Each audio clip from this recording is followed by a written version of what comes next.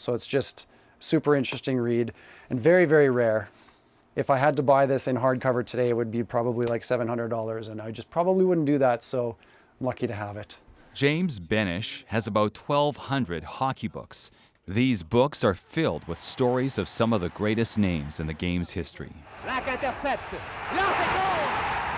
There are only 2 other private collections that are known to be larger, but that wasn't his goal. He says his collection was modest, mostly gifts from his family, until he started talking about hockey online and found people like him who study the game's history.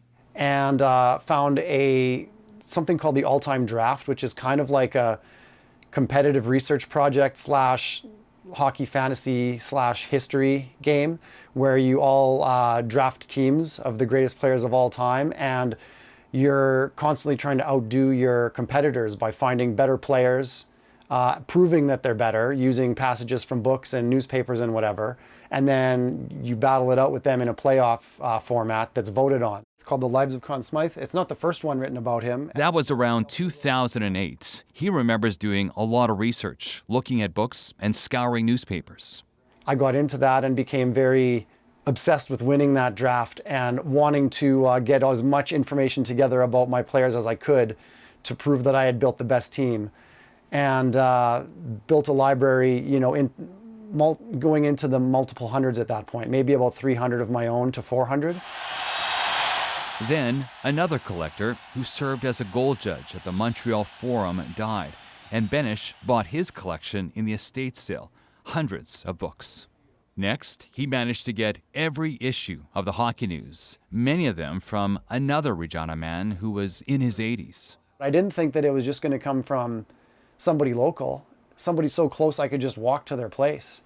The Hockey News profiled Benesh's collection, then accepted his offer to help with articles that ranked hockey's all-time greatest players. Then had him write articles in an issue about defunct NHL teams. And they referred to me as a historian in that issue, and I think that's probably when it became official and when I became known as one, you could say. Benesh says he's only read about 25% of his collection so far, but he doesn't collect just to collect. What really drives me is I want to read these books, I want to learn things, and then I want to share those things with other people. I read more every night, so I do plan to get to the end of this during my lifetime. Kelly Provo, CBC News, Regina.